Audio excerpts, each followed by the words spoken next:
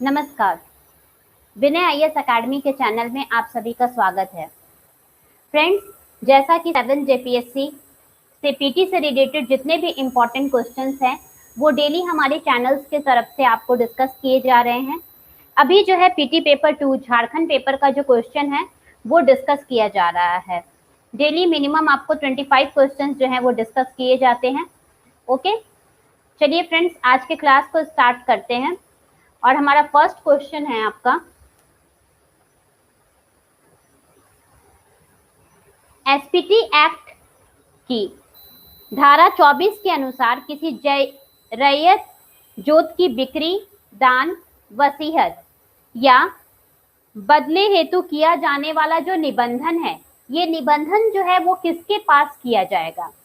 Okay, according to the section 24 of the SPT act, to whom will the registration for sale, donation, will or exchange rayat holding to be done? We have 4 options and the options are Upayukt, भूस्वामी, ग्राम प्रधान, पंचायत सचिव। इन चारों में से किसके पास जो है निबंधन पास किया जाएगा? तो इन चारों में से जो निबंधन है ये पास किया जाएगा भूस्वामी के पास, लैंड ओनर के पास, भूस्वामी। ओके, आर्टिकल 24 में रैयत के जोत की कतिपय स्थानांतरण के निबंधन का वर्णन किया गया है। मतलब किस तरीके से जो है स्थानांतरण होता है। जब कोई रैयत उसके जोत या भूखंड का बिक्री, दान, वसीयत या उसकी जो प्रक्रिया है इन सारी प्रक्रिया के द्वारा वो स्थानांतरित होता है, तो ये उसके उत्तराधिकारी जो है स्थानांतरित भूमि को गांव के जमींदार के पास निबंधन के लिए दे सकते हैं। ओके, नेक्स्ट क्वेश्चन है हमारा क्वेश्चन नंबर 2। कोई मूल रैयत या ग्राम प्रधान बिना उपायुक्त की अनुमति से अपने साथ या किसी मूल रैयत के साथ कोई बंजर भूमि या खाली जमीन का बंदोबस्ती नहीं कर सकता है। यह प्रावधान जो है ये एसपीटी की किस धारा में वर्णित है? ओके, नो ओरिजिनल रैयत और village head settle any barren land और vacant holding land.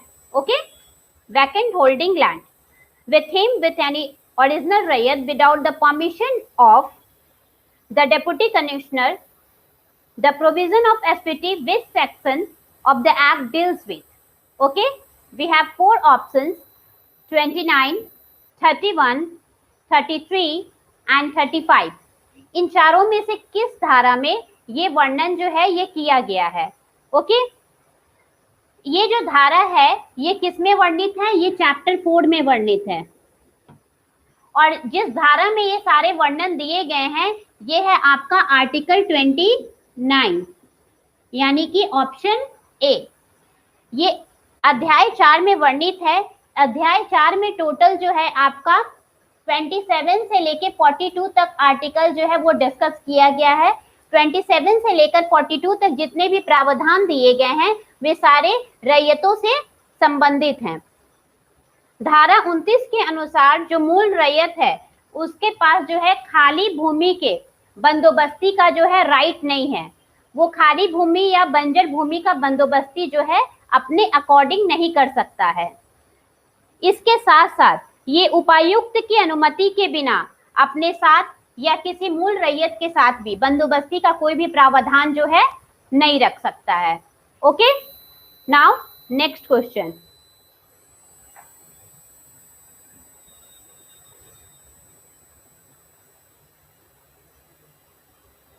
Question number 3।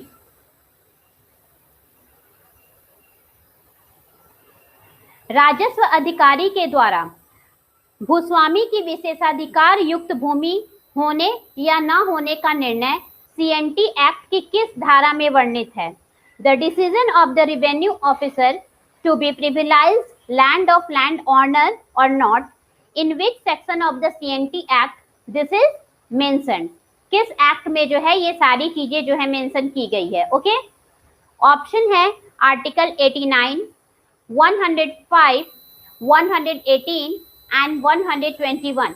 इन चारों में से किस धाराओं में इस विशेषाधिकार युक्त भूमि से रिलेटेड जो है सारे प्रावधान दिए गए हैं?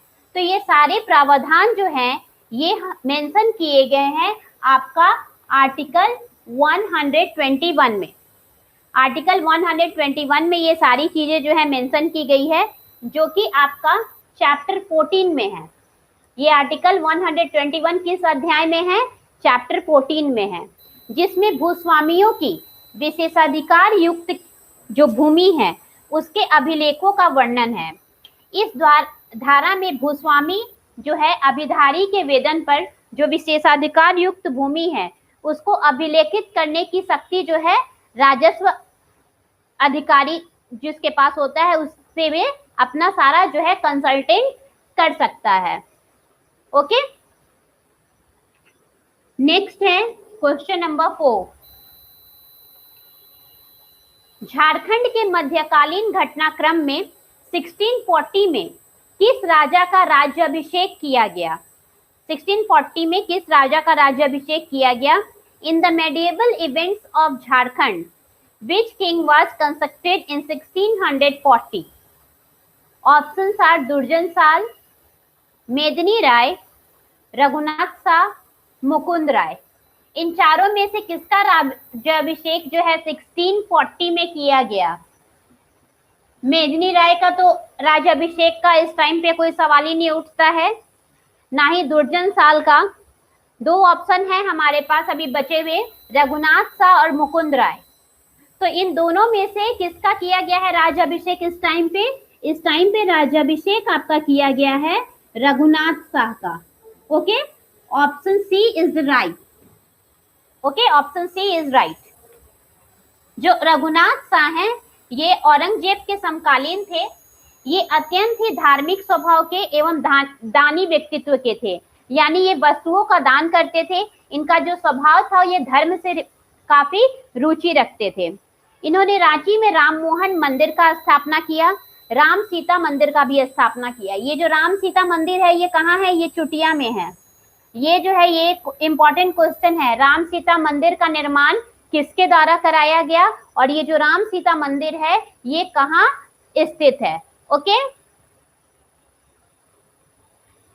नेक्स्ट क्वेश्चन है हमारा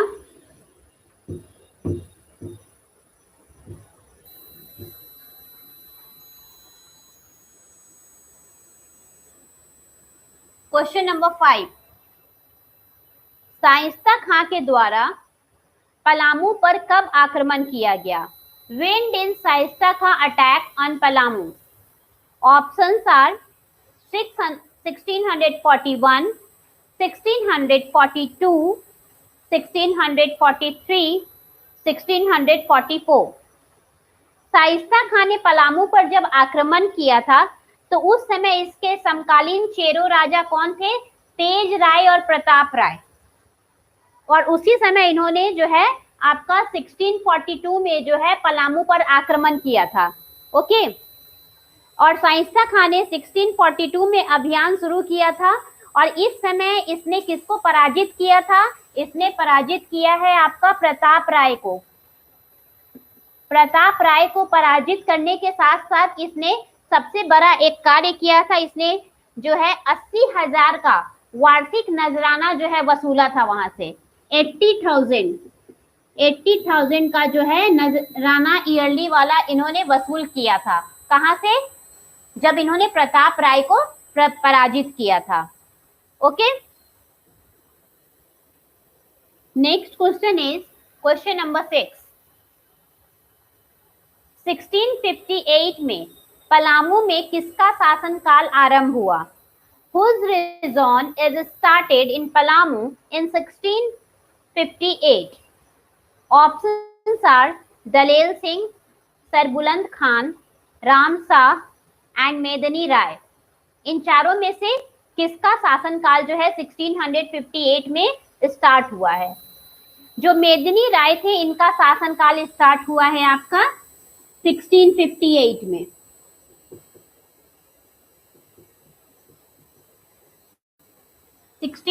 58 में मेदिनी राय का शासनकाल आरंभ हुआ। इन्होंने अपने शासनकाल में बहुत ऐसे कार्य किए जिससे जनता जो है काफी खुश हुई थी। इसने किसका निर्माण किया था? पलामू किला का निर्माण जो है इन्होंने ही कराया था, Palamu fort. Okay, Palamu fort का निर्माण करवाया। इसके साथ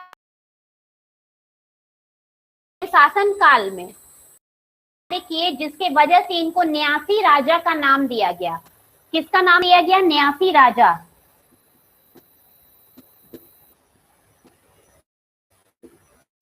ओके, इनका जो शासनकाल है, इनके शासनकाल को चेरो राजवंश का स्वर्ण युग कहा जाता है। ओके, ये भी जो क्वेश्चन है एक इंपॉर्टेंट क्वेश्चन के रूप में पूछा जाता है कि चेरो राजवंश का किसके शासनकाल में उसे स्वर्ण युग कहा गया? चेरो राजवंश को किसके शासनकाल में स्वर्ण युग कहा गया? तो किसके शासनकाल में कहा गया? मेदिनी राय के शासनकाल में। ओके,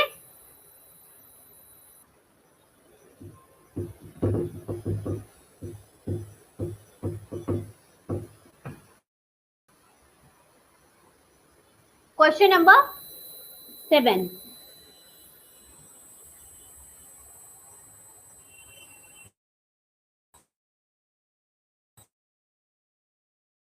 प्रेसिडेंट को 1765 में किस चीज का अधिकार प्राप्त?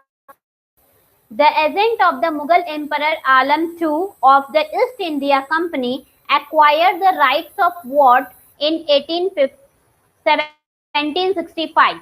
Okay, the options are भू राजस्व वसूलने का अधिकार, क्षेत्र के अधिकार के बंदोबस्त के रूप में, या सूबेदार के रूप में। इन चारों में से किसका अधिकार प्राप्त हुआ था? ओके, तो इन चारों में से मुगल बादशाह आलम II को जो है भू राजस्व वसूलने का अधिकार प्राप्त हुआ था। ये भू राजस्व वसूलने का अधिकार मतलब जितना भी उस क्षेत्र का राजस्व था, जितना भी टैक्स था, जितनी भी लगान थी, वो किसको पे की जाएगी? वो पे की जाने वाली थी मुगल बादशाह आलम II को। ठीक है, टू के एजेंट को जो है ये सारी जो है टैक्स पे जो है सारा लगान जो है, सड़क पे जो कर निर्धारित किया गया था, मंदिरों में जो कर निर्धारित किया गया था, इसके साथ साथ और जितने भी लगान थे खेती से रिलेटेड, ये सारे लगान किसको सबमिट किए जाने थे? ये सारे मुगल बादशाह आलम II को सबमिट किए जाने थे। Okay, next question is Santhal Pargana में तिलका मांझी के नेतृत्व में जो विद्रोह शुरू हुआ ये कब हुआ? When did the rebellion take place under the leadership of Tilka Manjhi in Santhal Pargana? Okay, options are 1785, 1789, 1784, 1783। इन चारों में से संथाल परगना में जो है तिलका मांझी के नेतृत्व में विद्रोह कब स्टार्ट हुआ है? ओके, तो तिलका मांझी का जो विद्रोह है ये स्टार्ट हुआ है आपका 1784 में। ओके, 1784 में ये विद्रोह स्टार्ट हुआ है। आइए तिलका मांझी के बारे में भी कुछ इंपॉर्टेंट तथ्य जान लेते हैं, जैसे कि इनका जन्म हुआ है तिलकपुर गांव में 11 फरवरी को, 11 फरवरी 1750, 11 फेब 1750। इन्होंने संथाल को एकत्रित करने के लिए बहुत सारे कार्य किए थे और इनका जो नाम है, इनका एक अन्य नाम था जिस नाम को क्या कहा जाता है? जाबरा पहाड़िया। ये भी एक इंपॉर्टेंट क्वेश्चन है, जाबरा पहाड़िया किसका उपनाम है? तो जाबरा पहाड़िया जो है ये तिलका मांझी का उपनाम है। इन्होंने अपना जो विद्रोह शुरू किया था, इस विद्रोह का केंद्र बिंदु कौन सा जगह था? इस विद्रोह का केंद्र बिंदु था वनचरीजोड़, जो कि कहाँ था? ये वनचरीजोड़ जो था वो भागलपुर में स्थित था। ओके, इनके विद्रोह की अवधि जो टाइम पीरियड कहते हैं वो टाइम पीरियड है आपका 1783 to 85। इसी 2 साल के अंदर इन्होंने विद्रोह अपना शुरू किया था। ठीक है, और इसी में अंजाम दिया था अपने सारे कार्यों को।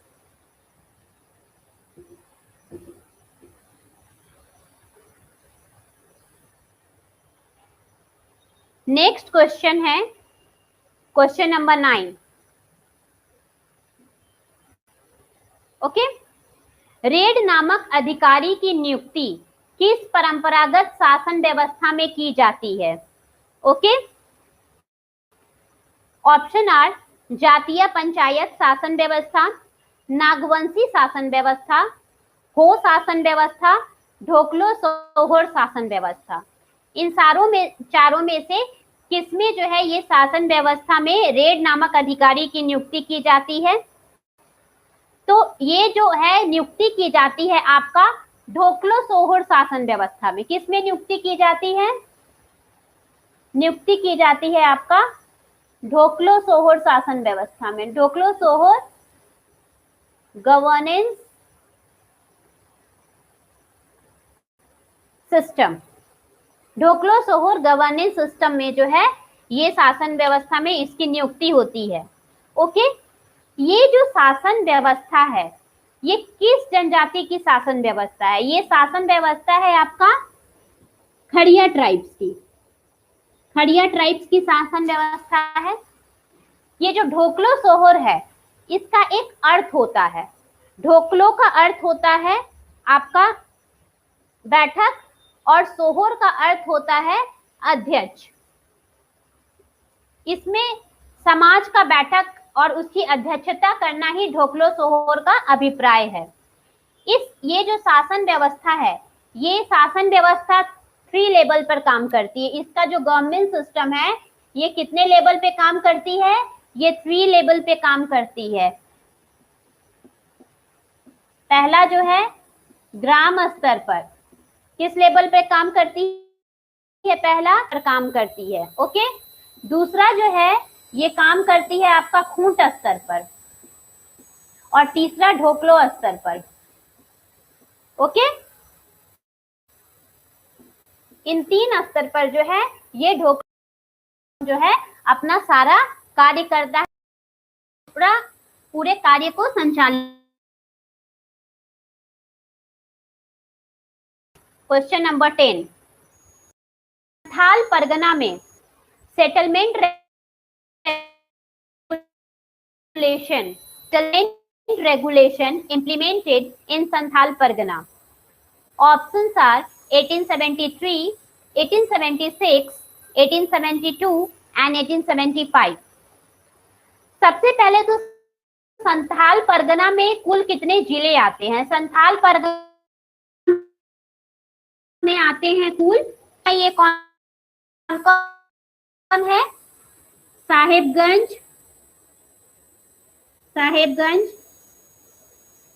गोड्डा, पाकुड़, दुमका, ये सारे जो हैं ये आते हैं इसमें। जामताड़ा, 6 जिले जो हैं इसके अंतर्गत आते हैं।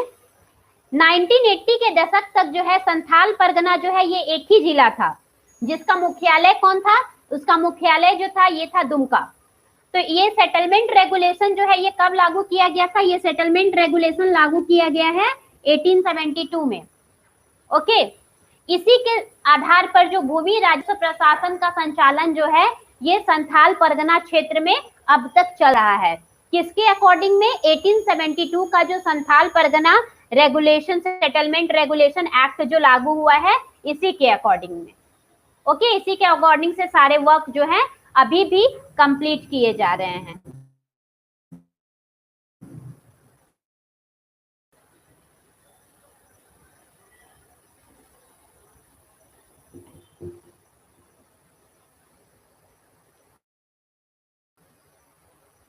नेक्स्ट क्वेश्चन इज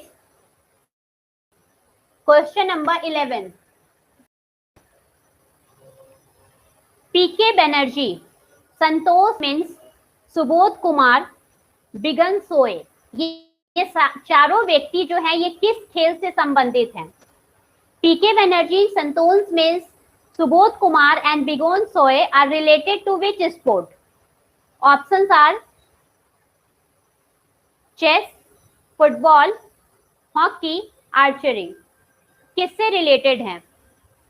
ये चारों जो व्यक्ति हैं ये रिलेटेड है एक ही खेल से, और ये कौन सा खेल है? फुटबॉल। ओके, ये सभी जो है ये फुटबॉल खेल से रिलेटेड है। ओके, नेक्स्ट क्वेश्चन है 65वीं ऑल इंडिया इंटर रेलवे पुरुष मुक्केबाजी चैंपियनशिप में किसने स्वर्ण पदक जीता है? Who has won the gold medal in the 65th All India Inter Railway Men's Boxing Championship? Options are Amitabh Chaudhary, Diwakar Prasad, Michael Kindo, Komolika Bari. Okay, तो इसमें से किसने जो है स्वर्ण पदक जीता है? ये जो 65वां ऑल इंडिया इंटर रेलवे पुरुष मुक्केबाजी जो है ये किस साल आयोजित किया गया है? ये आयोजित किया गया था 2011 में। ओके, इसके अलावा 2009 में जो है किसी व्यक्ति ने जिसने भी जीता है, किसने जीता है? दिवाकर प्रसाद।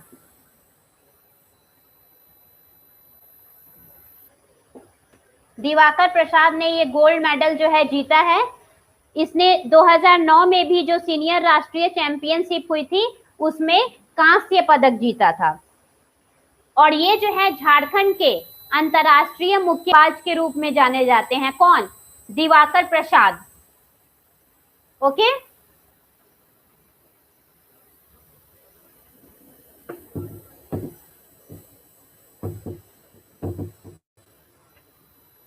Next question is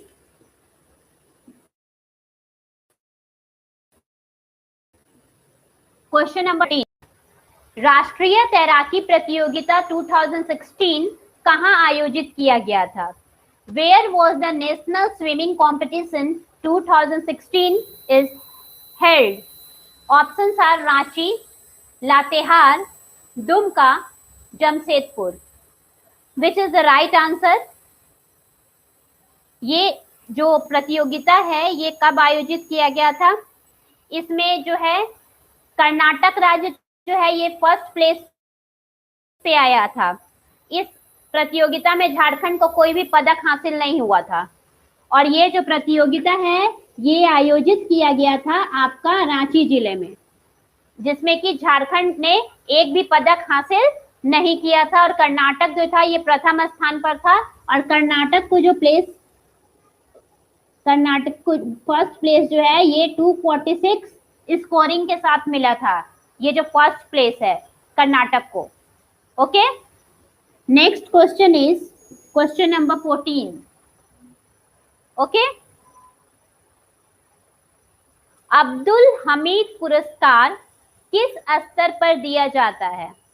at what level is the Abdul Hamid award given? National, जिला, महाविद्यालय है ये अब्दुल हमीद पुरस्कार दिया जाता है। अब्दुल हमीद पुरस्कार जो है ये विभिन्न प्रकार के खेल की गतिविधियों को कर उसमें जो अच्छा प्रदर्शन होता है उसके लिए दिया जाता है। तो ये जो प्रदर्शन है ये किस लेवल पे ये पुरस्कार दिया जाता है? ये दिया जाता है महाविद्यालय, यूनिवर्सिटी लेवल पर दिया जाता है, महाविद्यालय। ओके, तो ये जो अब्दुल हमीद पुरस्कार है ये दिया जाता है, खेल से संबंधित ये पुरस्कार है। ओके,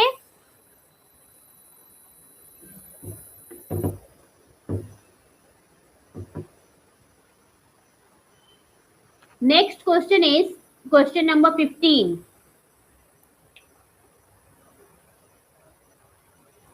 चौंतीसवें राष्ट्रीय खेल में जो कि रांची में 2000 हुआ था, इस खेल स्पर्धा में 444 एवं 33 खेल शामिल थे। ये जो इवेंट है ये खेल किस तिथि में हुआ था? The 34th national game which was held in 2011, the sports event in which 444 events and 33 sports were held was held on which date? What is the date? The duration. Okay. So options are 12 to 26 Feb, 12 to 26 March, 12 to 26 April, or 12 to 26 May. Answer. ये जो राष्ट्रीय खेल है ये हुआ है आपका रांची के खेल गांव में।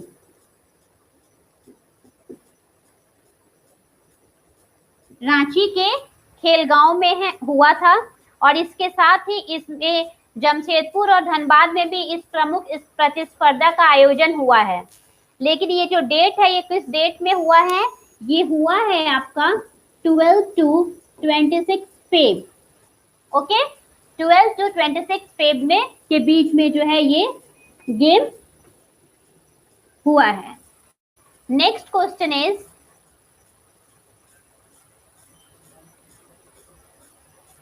खेल के क्षेत्र में अंतरराष्ट्रीय एवं राष्ट्रीय फलक पर झारखंड का नाम on the international and national stage in the field of sports. Options are 1930, 1935, 1940, 1928. International और नेशनल लेवल पर कोई भी क्षेत्र तभी जुड़ता है, किसी भी राज्य का नाम तभी जुड़ता है कि उस क्षेत्र में जो है उसका प्रदर्शन अच्छा हो। तो किस टाइम पे ये प्रदर्शन अच्छा हुआ था और झारखंड का जो नाम है ये कनेक्ट किया गया था नेशनल एवं इंटरनेशनल लेवल पे। ये कनेक्ट किया गया था 1928 में। ओके, 1928 में जो झारखंड है इसका जो नाम है अंतरराष्ट्रीय एवं राष्ट्रीय स्तर पर खेल के प्रतिस्पर्धा में जुड़ा था। Okay,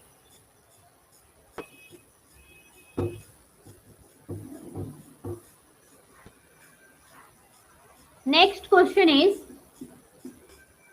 17।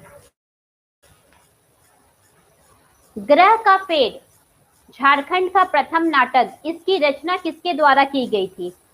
Who composed the first play of Planet of Earth in Jharkhand? Okay. Options are Anand Sahai Akhodi, Anandita, Ramchandra Verma, Prahlad Tirkey. ये जो नाटक है इसका प्रकाशन हुआ है आपका 1913 में। झारखंड के प्रथम नाटक के रूप में जाना जाता है। कौन सा ये है? ग्रह का फेर। ओके, इसकी रचना की गई है अनंत सहाय अखोड़ी के द्वारा। ओके,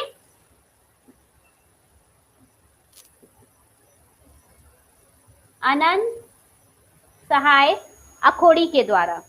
ओके, और झारखंड में जो है नाटक का शुरुआत, जो प्ले का स्टार्टिंग पॉइंट बोला जाता है, ये इस प्ले का स्टार्टिंग पॉइंट कब है? टाइम पीरियड है 1913। और ये स्टार्ट किसके द्वारा हुआ था? ये स्टार्ट हुआ है आपका अनंत सहाय अखोड़ी के द्वारा, और इस नाटक का नाम है ग्रह का फेर। ओके, नेक्स्ट क्वेश्चन, संथाली भाषा से प्रथम साहित्य अकादमी पुरस्कार किसे दिया गया? Who was given the first Sahitya Academy Award for the Santhali language? Options are Raghunath Niripati, Jadumani Besra, Karamchand Ahir and Raghunath Mahto। यह जो पुरस्कार है ये पुरस्कार आपको मिला है 2005 में।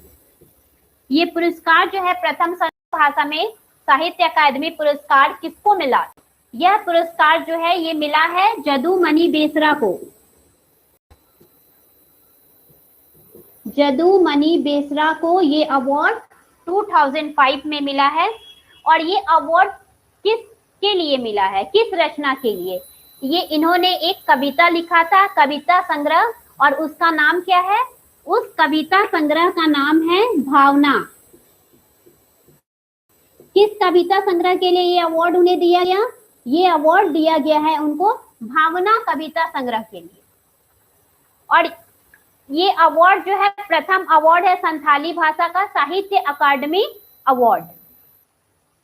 ओके, नेक्स्ट क्वेश्चन,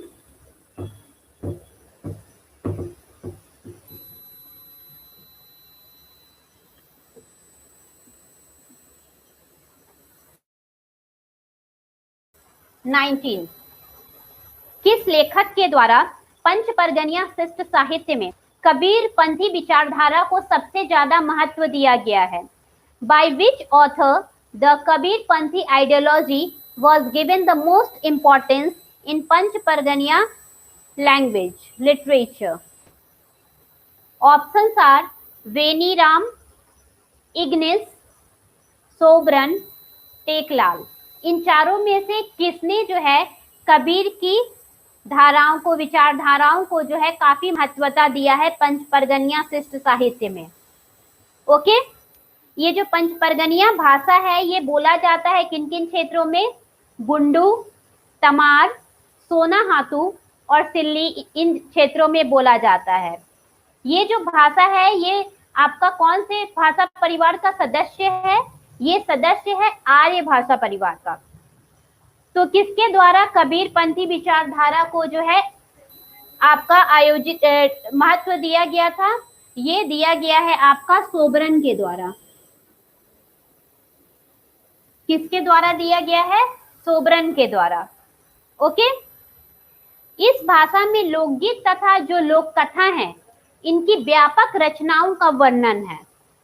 और जो पंच परगनिया शिष्ट साहित्य है इसका स्टार्टिंग किसके द्वारा किया गया है? इसका स्टार्टिंग किया गया है विनोद कवि के द्वारा। किसके द्वारा किया गया है? विनोद कवि के द्वारा किया गया है। Okay, next question is question number 20। किस संथाली रचना को संथाली साहित्य का जो है अमूल्य निधि माना जाता है? Which Santhali work is considered to be an invaluable treasure of Santhali literature? Options are Bidu चंदन, पति झलक, वाक्य बिलहरी, मरांग बोमके।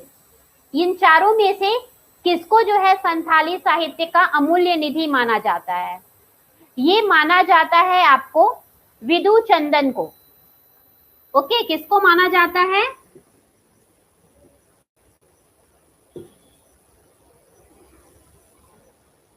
विदु चंदन को माना जाता है। ओके, इसकी रचना जो है 1942 में की गई है। विदु चंदन जो रचना है ये कब हुआ है? 1942 में, और ये हुआ है आपका रघुनाथ मुर्मू के द्वारा। किसके द्वारा कंप्लीट हुआ है? ये हुआ है आपका रघुनाथ मुर्मू के द्वारा जो है ये रचना रची गई है। ओके, और ये जो रचना है ये उड़िया लिपि में लिखी गई है। उड़िया लिपि में, उड़िया स्क्रिप्ट में लिखा गया था। Okay, next question.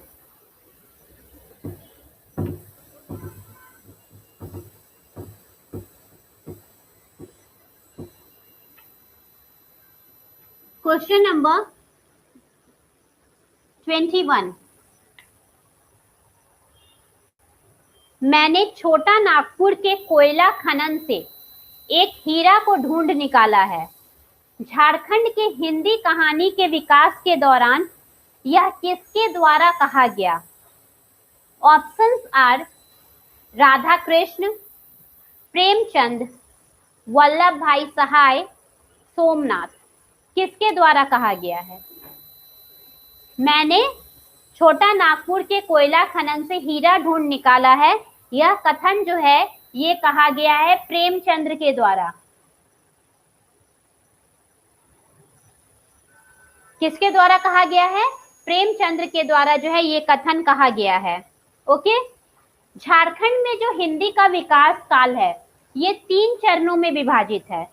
हिंदी का जो विकास काल है ये 3 चरण में है, फर्स्ट, सेकेंड एंड थर्ड।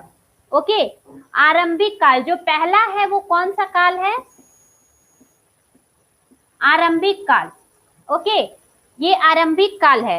ये आरंभिक काल है आपका 1900 टू 1910।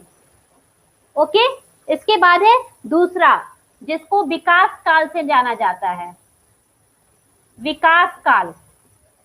ओके, ये है आपका 1911 से 1946। ओके, और ये जो उत्कर्ष काल है तीसरा, उत्कर्ष काल जो है ये आपका 1947 के बाद का काल है, 1947 के बाद का पीरियड। ये हिंदी का विकास काल है झारखंड में। 22। Question number 22।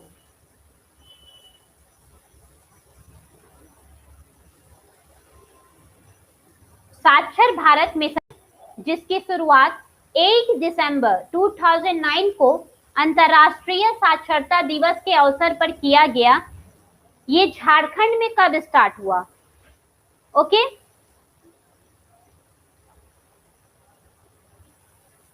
Options are 2012 to 13, 2004 to 5, 2003 to 4, 2010 to 11।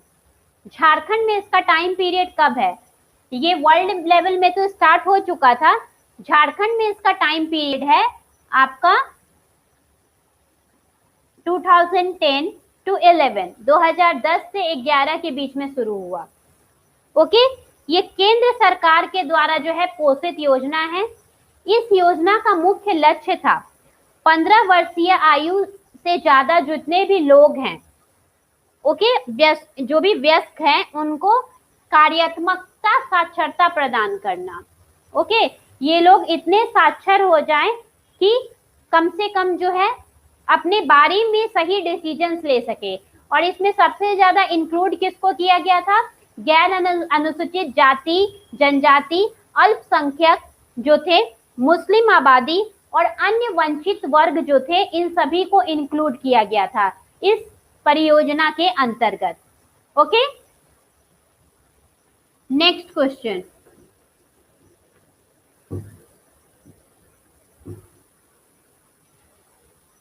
Question number 23।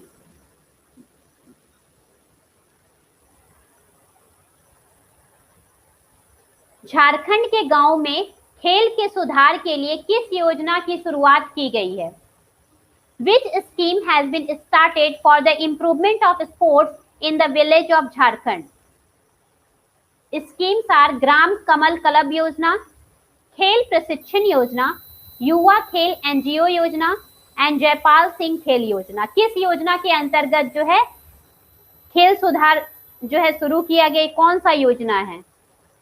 Gram Kamal club योजना, ऑप्शन ए। ओके,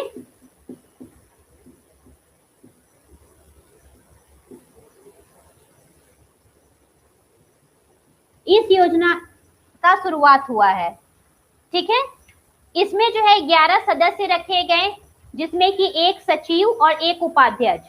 मेंबर्स कितने थे? 11 में आपका जो है एक सचिव रखा गया और इसके साथ जो है एक उपाध्यक्ष भी रखा गया। ओके, एक उपाध्यक्ष।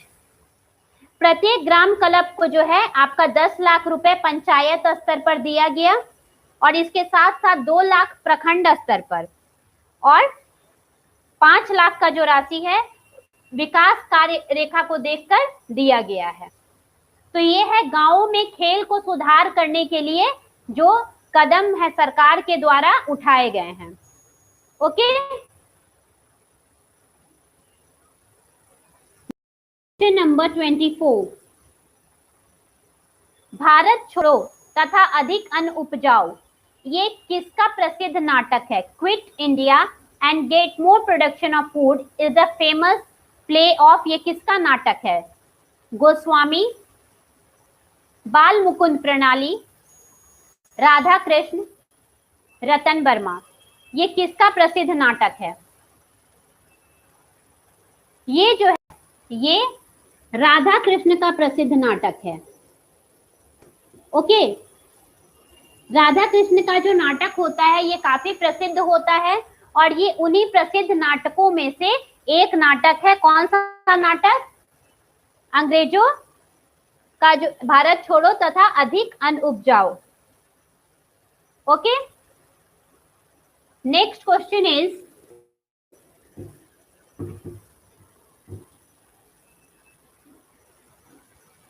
Question number 25।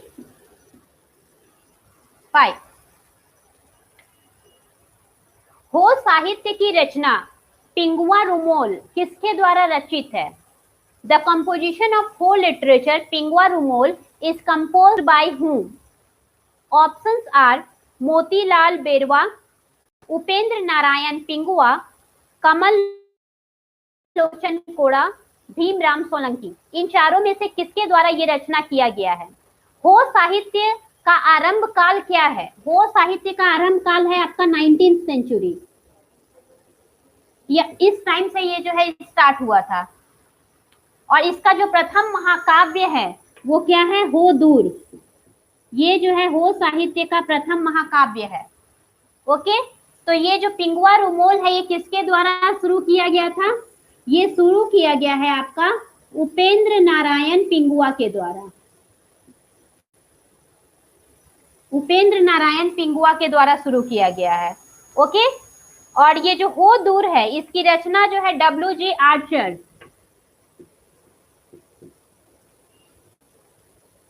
इनके द्वारा किया गया। ये भी जो है हो साहित्य का प्रथम महाकाव्य हो दूर की रचना किसके द्वारा की गई है? ये भी जो है एक इंपॉर्टेंट क्वेश्चन है। Okay, next question is a नोट्रोट ने मुंडारी भाषा का प्रथम व्याकरण ग्रंथ मुंडारी ग्रामर कब लिखा? When did a Notrot write Mundari grammar, the first grammar book of Mundari language? Options are 1947, 1940, 1983 and 1882. Which option is the right? Mundari भाषा का जो प्रथम व्याकरण है मुंडारी ग्रामर, ये लिखा गया है 1882 में। ओके, 1882 में लिखा गया है। मुंडारी साहित्य का जन्म कब हुआ है? कब से ये स्टार्ट हुआ है? तो ये स्टार्ट हुआ है 1873 में। ठीक है, और इसकी शुरुआत हुई है J.C. विटली, J.C. विटली के द्वारा जो है इस साहित्य का शुरुआत हुआ है। ओके,